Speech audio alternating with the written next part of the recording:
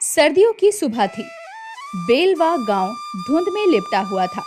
खेतों में हल्की ओस चमक रही थी, पर गांव के किनारे बनी एक टूटी फूटी झोपड़ी में गरीबी और भूख पसरी थी। उसी झोपड़ी में रहते थे बल्लू और उसकी माई। बल्लू बेटा, आज पेट में कुछ डाला तूने? तेरे चेहरे से तो लगता है कि रात से भूखा ही पड़ा है। खा लिया माई, तुम चिंता मत करो, देखो मैं कितना तगड़ा खड़ा हूँ। असलियत ये थी कि बल्लू ने कल से कुछ नहीं खाया था, लेकिन माँ को चिंता ना हो इसलिए वो झूठ बोलता रहा। अरे रे, माँ की आंखों से कुछ छुपा है क्या? तेरे गाल बिचक गए हैं, आवाज में दम नहीं है, और तू कहता है पेट भरा है। बेटा, भूख से इंसान का हौसला भी टूट जाता है। माई, भूख सह लूंगा मैं, लेकिन अगर तू रोएगी तो सहा नहीं जाएगा। तू चिंता मत कर, जंगल में कहीं फल फूल मिलेंगे, बकरियां चराने के साथ साथ पेट भी भर लूंगा। कब तक रे बेटा, कब तक ये आस लगाए रहेगा कि ऊपर वाला चमत्कार करेगा? आदमी को जीने के लिए रोटी चाहिए, भगवान के भरोसे पेट कब तक भरेगा? बस कुछ दिन और माई, एक दिन भगवान हमारी भी सुनेगा। इतना कहकर बल्लू ने अपनी पुरानी बांस की लाठी उठाई और बकरियों को लेकर निकल पड़ा। रास्ते में चौपाल पर बैठे गांव वाले उसे देखते ही हंसने लगे। अरे देखो देखो, बल्लू बकरियां वाला आ रहा है, लगता है आज भी खाली पेट जंगल जाएगा।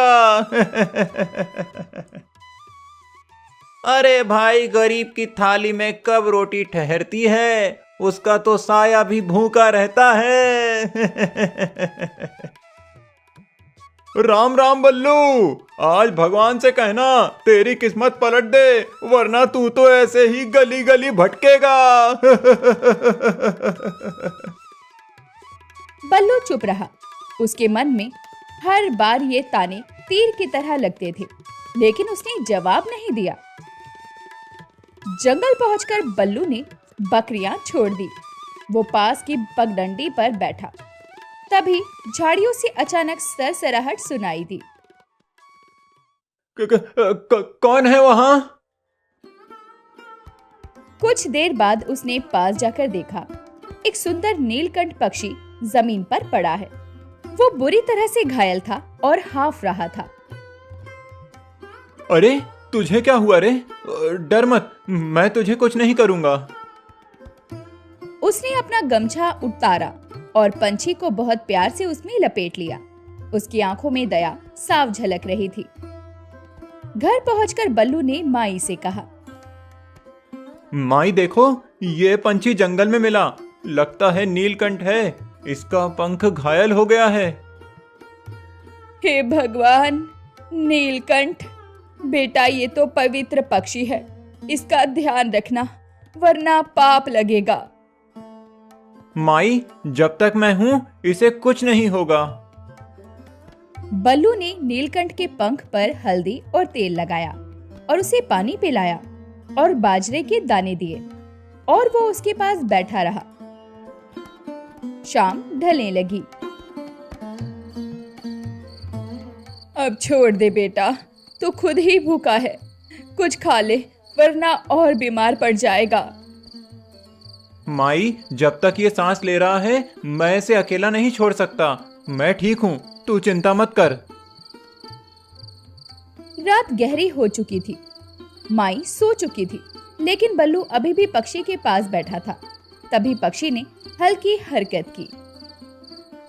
अरे तू जाग गया? अच्छा है, अब तू बच जाएगा। लेकिन अगले ही पल बल्लू का दिल धक से रह गया। नीलकंठ ने सर उठाया और उसकी आंखों में गहराई से देखा, और फिर इंसानी आवाज में बोला, बल्लू, तेरी सेवा ने मुझे छू लिया है। ये तू बोल रहा है? मैं सपना तो नहीं देख रहा? नहीं बल्लू, ये सपना नहीं है, तूने मुझे जीवन दिया, इसीलिए आज मैं तुझे एक वरदान देता हूँ। ये ले, ये लाठी।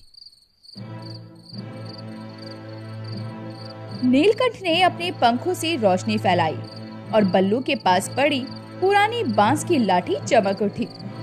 उसमें एक अनोखी ताकत भर गई। ये चमक क्यों रही है? अब ये साधारण लाठी नहीं रही। जब तू इसे नेक काम के लिए इस्तेमाल करेगा, ये तेरा साथी बनेगी। तूने भूख, दुआ और दर्द देखा है। अब इस लाठी से दूसरों का सहारा बन। लेकिन याद रखना, अगर इसमें लालच का इस्तेमाल किया तो ये लाठी तेरा सबसे बड़ा बोझ बन जाएगी। मैं वादा करता हूँ नीलकंठ भाई, मैं इस लाठी को सिर्फ भले कामों में चलाऊंगा। नीलकंठ ने पंख फैलाए और नीली रोशनी में गायब हो गया। झोपड़ी में सिर्फ बल्लू और उसकी चमकती लाठी रह गए। सुबह की धूप हल्की हल्की फैल रही थी। बल्लू अपने हाथ में चमकती लाठी लेकर खड़ा था। पूरी रात वो जागता रहा, सोचता रहा, क्या सचमुच ये लाठी अब जादुई है या मैं कोई सपना देख रहा हूं। उसके मन में डर और उत्साह दोनों थे। बल्लू बेटा, तू कब से लाठी को घूर रहा है? क्या हो गया तुझे? माई, ये वही लाठी है, लेकिन इसमें कुछ अजीब चमक रहा है।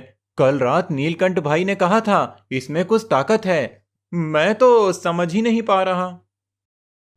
पगला मत रे, लाठी तो लाठी ही है। हाँ, तूने अगर नेकी की है तो भगवान तुझे आशीर्वाद देंगे, मगर ये चमक तमक पर ज्यादा भरोसा मत कर। नहीं माई, ये साधारण नहीं रही। आज मैं इसे परख कर देखूंगा। बल्लू अब बकरियों को लेकर जंगल की ओर चल पड़ा। हाथ में वही लाठी थी। दिल में डर भी था और उम्मीद भी। जंगल में बकरियां घास चर रही थी।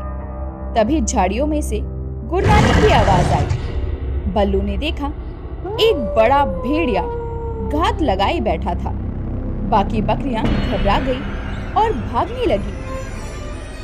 अरे बाप रे बाप, ये तो सीधा हमला करेगा। बल्लू ने हिम्मत करके लाठी जमीन पर पटकी। जैसे ही लाठी गिरी, जमीन से एक तेज आवाज पैदा हुई। भेड़िया डरकर उल्टा भाग गया। बकरियां शांत होकर बल्लू के पास लौट आई। सच, ये लाठी सच में जादुई है। भेड़िया ऐसे ही भाग गया। हे भगवान! कुछ देर बाद बल्लू को भूख लगी। पेट में अजीब सी जलन होने लगी। माई तो भूखी है, मैं भी भूखा हूँ। काश थोड़ी रोटी मिल जाती। उसने फिर लाठी जमीन पर टेकी और मन ही मन सोचा, थोड़ा खाना मिल जाए। तभी उसके सामने पत्तों से बनी एक थाली प्रकट हो गई, जिसमें बाजरे की रोटियां और थोड़ा दूध रखा था। अरे वाह, ये तो सच्ची रोटियां हैं और दूध भी। शाम को बल्लू वो रोटी और दूध लेकर घर पहुंचा। बल्लू, ये रोटियां कहां से आई? मैंने तो कुछ पकाया ही नहीं। माई, बस समझ ले कि भगवान ने भेज दी। धीरे धीरे गांव वालों को खबर लगी कि बल्लू के घर चमत्कार हो रहा है। सुबह कुछ गांव वाले बल्लू की झोपड़ी के बाहर खड़े होकर बल्लू को पुकारते हुए कहते हैं, बल्लू भाई, सुना है तेरे पास कोई ऐसी ताकत आ गई है कि भूखा पेट भर सकता है। मेरे बच्चे ने कल से कुछ नहीं खाया, तो गरीब है, हम भी गरीब हैं। तेरा भला हो, हमें थोड़ा दे दे। तभी बल्लू बाहर आकर कहता है, भैया बहन, जो मुझे मिला है वो सबके लिए है। इतना कहकर उसने लाठी जमीन पर टेकी। अचानक वहां अनाज की छोटी सी गठरी और रोटियां प्रकट हो गई।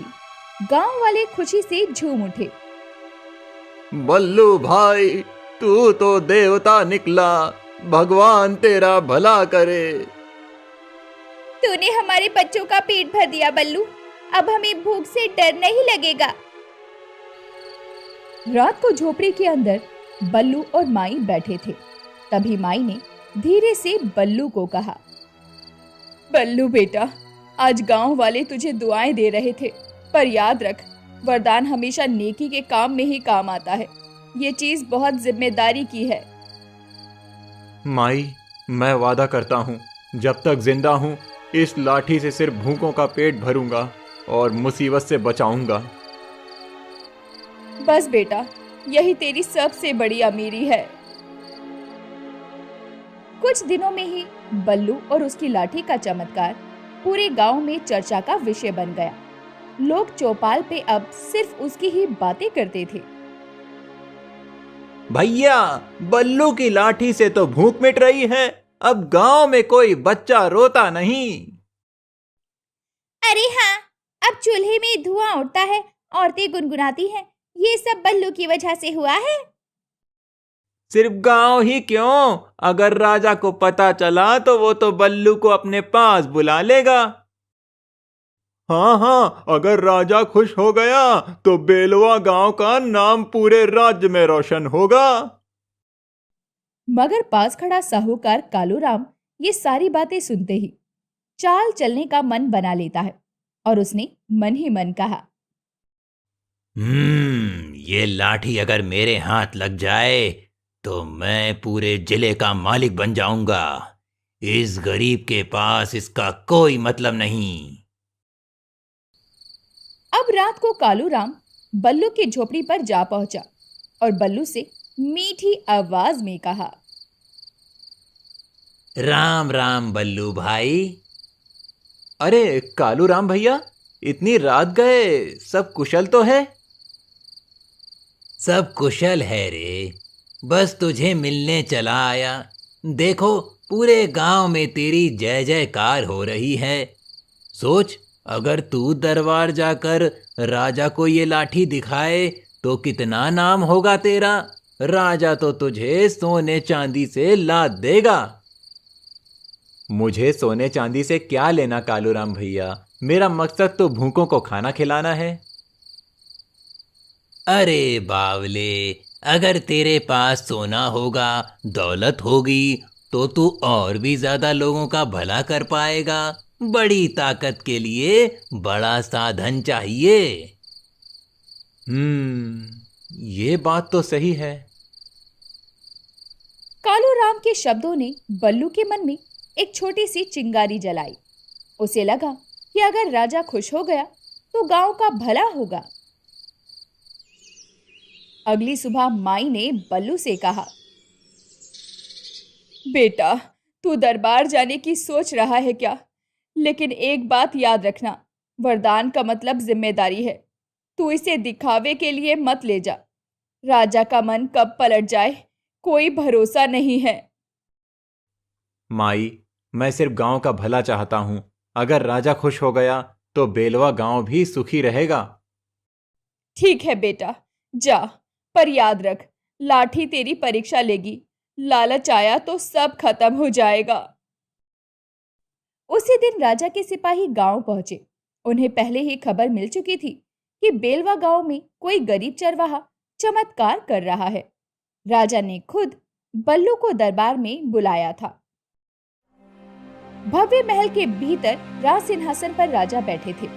दरबारियों की भीड़ लगी थी। बल्लू हाथ में लाठी लिए दरबार में पहुंचा। तो तू है वो बल्लू जिसके बारे में मैंने सुना है कि भूखों का पेट भर देता है? जी महाराज, ये सब नीलकंठ पंछी का आशीर्वाद है। अच्छा, तो दिखा हमें भी तेरा चमत्कार। बल्लू ने लाठी जमीन पर टेकी और मन ही मन कहा, दरबार में बैठे सभी लोगों को आज भरपेट भोजन मिल जाए। अगले ही पल सामने बड़ी बड़ी थालियों में खाना प्रकट हो गया। अरे वाह, शाबाश बल्लू, तूने सबका दिल जीत लिया। आज से तू मेरा अतिथि है, तुझे इनाम मिलेगा। राजा ने बल्लू को चांदी के सिक्कों से भरी थैली दी। बल्लू ने झूमकर स्वीकार किया, लेकिन उसके दिल में लालच नहीं था। लेकिन कालूराम, जो दरबार में ही मौजूद था और उसने ही राजा को ये जादुई लॉटरी वाली खबर बताई थी, अब उसने राजा के कान में फुसफुसा कर कहा, महाराज, ये लाठी तो सोना भी निकाल सकती है। इसे कहिए आपके खजाने को दोगुना कर दे। हाँ बल्लू, अगर तेरी लाठी इतनी शक्तिशाली है तो हमारे लिए सोने का पहाड़ बना। महाराज, ये लाठी भूख मिटाने के लिए है, धन बरसाने के लिए नहीं। तो तू हमारी आज्ञा टाल रहा है। महाराज, ये गरीब है, डर रहा है, इसे थोड़ा दबाव दीजिए, ये सब कर देगा। बल्लू के मन में उथल पुथल मच गई। माई की बात याद आई। लाठी तेरी परीक्षा लेगी। लेकिन उसने सोचा, अगर मैं सोना निकाल दूं तो राजा खुश होगा और गांव को फायदा मिलेगा। महाराज, मैं कोशिश करता हूँ। उसने लाठी जमीन पर पटकी और मन में ख्वाहिश की, सोना आ जाए। लेकिन जैसे ही उसने ऐसा किया, लाठी भारी हो गई और उसके हाथ से छूटकर गिर पड़ी। फर्श में दरार पड़ गई। अरे ये क्या हो गया? जमीन फट गई, ये तो अनर्थ है। धोखेबाज, तूने हमें छलने की कोशिश की। अगर तेरी लाठी काम नहीं करती तो ये सब दिखावा था। नहीं महाराज, मैं झूठ नहीं बोल रहा। ये लाठी सिर्फ जरूरत के लिए है, लालच के लिए नहीं। लेकिन राजा का गुस्सा शांत नहीं हुआ। दरबारियों ने भी शक जताना शुरू कर दिया। कालूराम मन ही मन मुस्कुरा रहा था, क्योंकि उसकी चाल कामयाब हो रही थी। बल्लू, अगर तू सच में सच्चा है तो साबित कर, वरना तुझे कैद कर दूंगा। महाराज, मैंने जो किया है सिर्फ लोगों के भले के लिए किया। कृपया कर मुझे दोषी मत ठहराइए।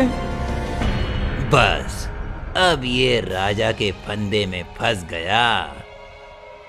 दरबार में अफरा तफरी मच गई। बल्लू का चेहरा पीला पड़ गया। उसके हाथ में पड़ी लाठी अब साधारण सी लग रही थी और राजा की आंखों में शक और गुस्सा दोनों चमक रहे थे। बल्लू, तूने हमें मूर्ख बनाया है। पहले खाना दिखाया, फिर सोना मांगने पर यह सब ढकोसला। नहीं महाराज, मैं कसम खाकर कहता हूँ, मैंने किसी को छलने की कोशिश नहीं की। ये लाठी बस जरूरत पूरी करती है, लालच नहीं। पर महाराज, खाना तो आया था, क्या पता सोना भी आता। कहीं ये गरीब झूठ बोल रहा हो। महाराज, ये गरीब भोला बनकर हम सबको बेवकूफ बना रहा है। इसके पास जरूर कोई गुप्त मंत्र है। इसे कैद कीजिए, तभी असली राज खुलेगा। सिपाहियों, इसे पकड़ लो। 4 सिपाही तुरंत बल्लू की ओर बढ़े। बल्लू पीछे हटते हुए लाठी उठाने लगा, लेकिन लाठी अब भारी लग रही थी, मानो उसने बल्लू से दूरी बना ली हो। हे नीलकंठ भाई, ये क्या हो गया?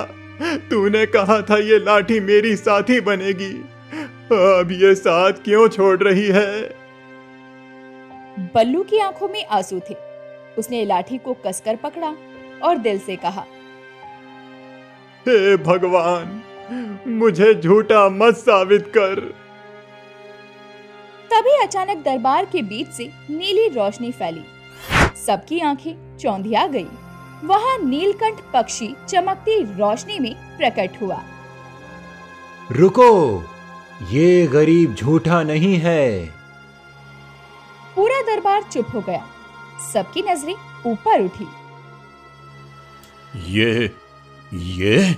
ये कौन सा चमत्कार है? ये वही चरवाहा है जिसने मुझे मौत से बचाया। मैंने इसे वरदान दिया, मगर इसके साथ एक शर्त भी दी थी। लालच मत करना, ये गरीब अब तक अपनी नियत पर खरा रहा, लेकिन आज तुम्हारे लालच ने इसे कमजोर कर दिया। नीलकंठ भाई, मुझसे भूल हो गई। मैंने सोचा था राजा खुश होगा तो गांव वालों को फायदा होगा, पर अब समझ गया लालच किसी का भला नहीं करता। नीलकंठ का चेहरा कठोर हो गया। बल्लू, तू नेक है मगर परीक्षा में डगमगा गया। अगर तूने लालच का रास्ता चुना तो ये लाठी तेरे लिए वरदान नहीं, श्राप बन जाएगी। याद रख, ये लाठी भूखों का पेट भर सकती है, जरूरतमंद का सहारा बन सकती है, लेकिन सोना चांदी नहीं दे सकती। इतना कहकर नीलकंठ पक्षी फिर से उस नील प्रकाश में गायब हो गया। तो इसका मतलब यह है ये लाठी हमारे खजाने के काम नहीं आएगी। हम तो इसे बेकार समझते हैं। महाराज, ये गरीब झूठा है। ये वरदान वाली बातें सिर्फ दिखावा हैं। अगर इसे अभी नहीं रोका गया तो ये पूरे गांव और राज्य को उलझा देगा। बल्लू, तू और तेरी लाठी आज से हमारी नजर में गुनहगार हो। अगर तूने फिर कभी कोई चाल चली तो तेरी जान भी नहीं बचेगी। सिपाहियों ने बल्लू को धक्का देकर दरबार से बाहर कर दिया। उसकी आंखों से आंसू बह रहे थे। हे भगवान, मैंने तो सिर्फ सबका भला चाहा, पर अब सब मुझे धोखेबाज समझ रहे हैं। तभी उसकी माई भागकर बल्लू के पास आई, जो बाहर उसका इंतजार कर रही थी। बल्लू बेटा, ये क्या हाल बना लिया है तेरा तूने। मैंने कहा था दरबार की चमक धमक में मत जाना। माई, मैंने गलती कर दी। मैं भूल गया कि ये वरदान लालच के लिए नहीं है। बल्लू अपनी माई के साथ गांव लौटा, लेकिन अब गांव वालों का नजरिया भी बदलने लगा था। अरे देखो देखो, बल्लू वापस आ गया। सोने का पहाड़ बनाने चला था और अब दरबार से लात खाकर लौटा है। राजा ने तो साफ कह दिया ये सब धोखा है, और हम क्या थे जो इसके पीछे पीछे दौड़ते रहे। हमको तो बेवकूफ बना दिया इसने। हमें लगा था ये कोई देवता है, लेकिन ये तो बस चालबाज निकला। अब अपनी लाठी से हमें चावल रोटी दिखाएगा कि धूल झाड़ेगा। कल तक जो उसके पैरों में गिरकर आशीर्वाद मांगते थे, आज वही उसे झूठा, धोखेबाज और चालबाज कह रहे थे। भैया बहन, मैं झूठा नहीं हूँ। ये लाठी सच में वरदान है। मैंने तो सिर्फ भूख मिटाने के लिए इसे इस्तेमाल किया। मैंने कभी किसी का बुरा नहीं चाहा। चुप कर। अगर सचमुच वरदान है तो दरबार में क्यों नहीं चला? राजा झूठा होता है क्या? राजा से बड़ा सच कौन? अगर तेरी लाठी सच होती तो आज हमारा गांव भी सोने से चमक रहा होता। भीड़ ने हंसी उड़ाई। बल्लू की आंखों से आंसू बहने लगे। माई ने उसे खींचकर घर ले जाना सही समझा। बल्लू बेटा, मैंने तुझे पहले ही कहा था दरबार में मत जा, मगर तूने मेरी बात नहीं मानी। अब देख, सब तुझसे मुंह मोड़ रहे हैं। माई, गलती मेरी ही थी। मैंने सोचा था राजा खुश होगा तो गांव का भला होगा, लेकिन मैं भूल गया कि वरदान लालच के लिए नहीं है। अब लोग मुझे झूठा समझते हैं और ये लाठी मेरे लिए बोझ बन गई है। उस रात बल्लू ने पहली बार लाठी को कोने में पटक दिया, जिस पर कभी उसे गर्व था, अब वही उसकी बेइज्जती का कारण बन चुकी थी। अगली सुबह बल्लू गांव से बाहर जंगल की ओर चला गया। हाथ में लाठी नहीं थी। वो अकेला, टूटा हुआ और बेबस था। हे भगवान, अगर ये वरदान मेरी किस्मत बिगाड़ने के लिए था, मैं तो पहले सिर्फ भूखा था, मगर अब तो सब मुझे धोखेबाज कहते हैं। उसकी आवाज टूट टूट कर गूंज रही थी। जंगल की हवा भी जैसे उसके दुख में करहा रही थी। इसी बीच कालूराम अपने 2 आदमियों के साथ वहीं आ पहुंचा।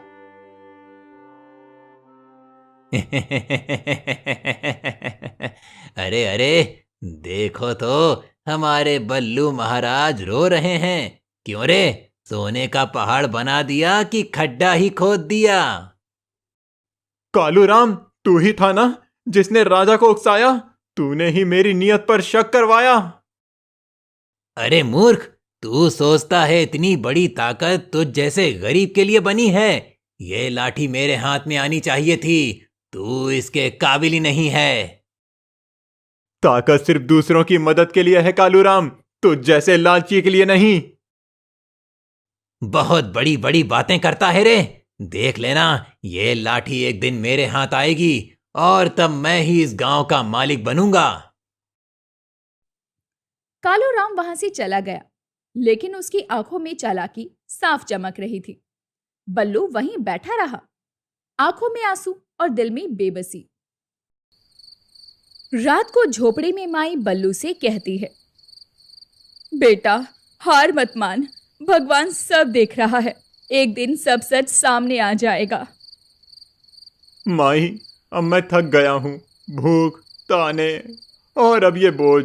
मुझे समझ नहीं आता कि मैं जिंदा क्यों हूँ। नहीं बेटा, ऐसा मत बोल, तू ही मेरी आस है। दिन बीतते गए। गांव वालों ने अब बल्लू से दूरी बना ली। कोई उसकी झोपड़ी में नहीं आता। माई और बल्लू दोनों अकेले पड़ गए। जिस लाठी ने उन्हें गर्व दिया था, वही अब कोने में पड़ी धूल खा रही थी। एक शाम गांव में आग लग गई। लोग भाग दौड़ करने लगे। कई घर जलने लगे।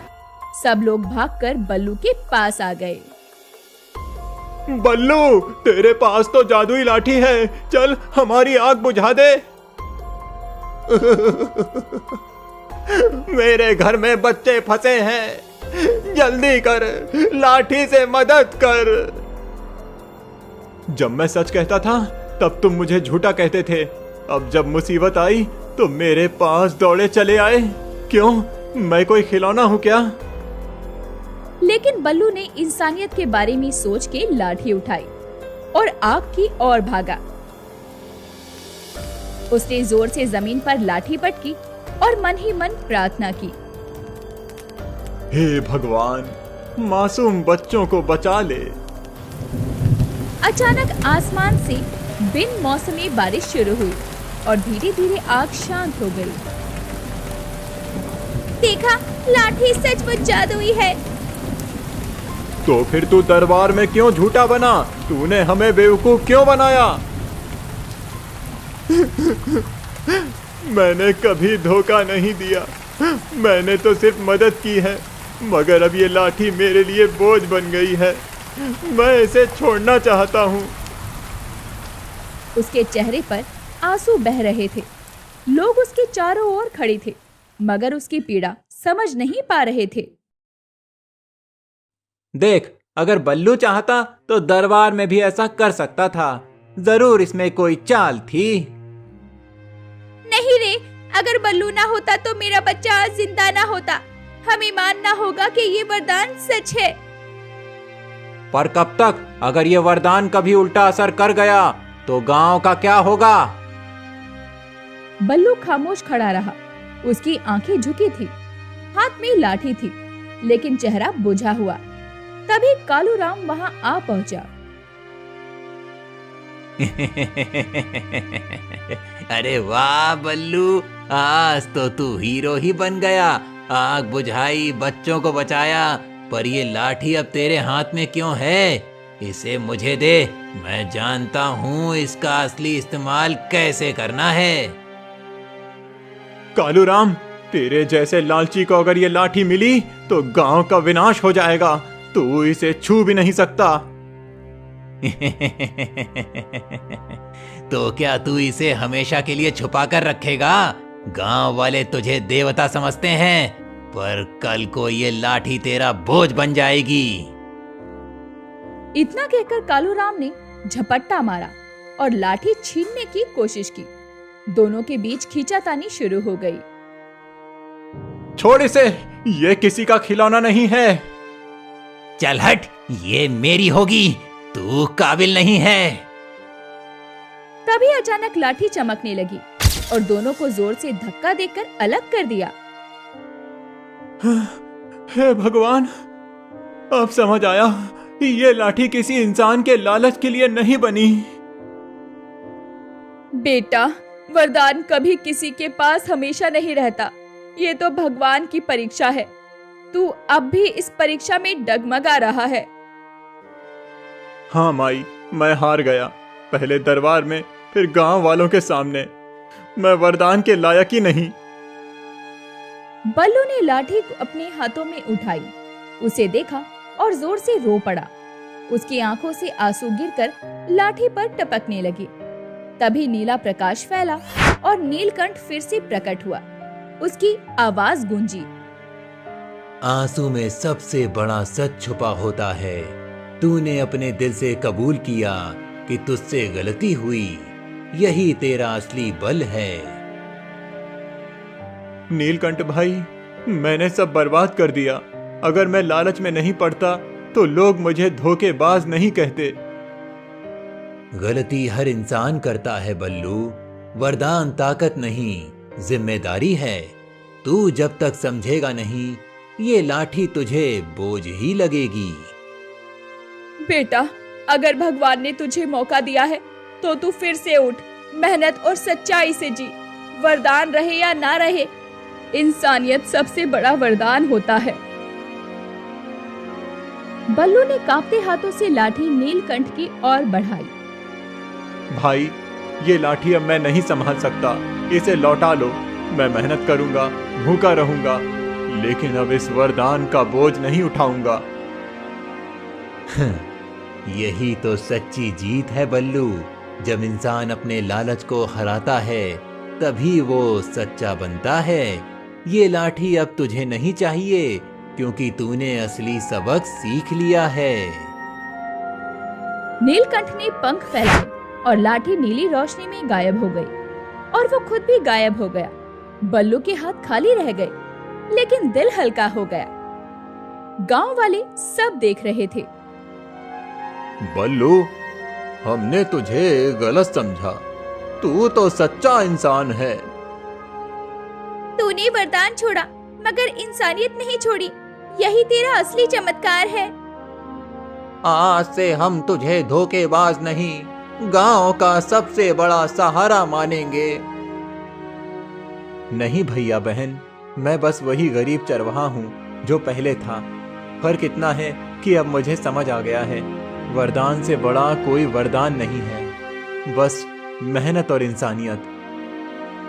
यही तो मैंने चाहा था बेटा, तूने आखिरकार सही राह पकड़ ली। गांव वाले अब बल्लू की मदद करने लगे। सब मिलकर मेहनत करने लगे। धीरे धीरे गांव में फिर खुशहाली लौट आई। बल्लू अब भी बकरियां चराता था, लेकिन उसके चेहरे पर अब संतोष था। शाम का समय था। बल्लू बकरियां लेकर पहाड़ी पर बैठा था। सूरज ढल रहा था। उसने आकाश की ओर देखा और मुस्कुराकर बुदबुदाया। धन्यवाद नीलकंठ भाई, तूने मुझे सिखाया कि असली ताकत लाठी में नहीं, बल्कि दिल की सच्चाई और मेहनत में है।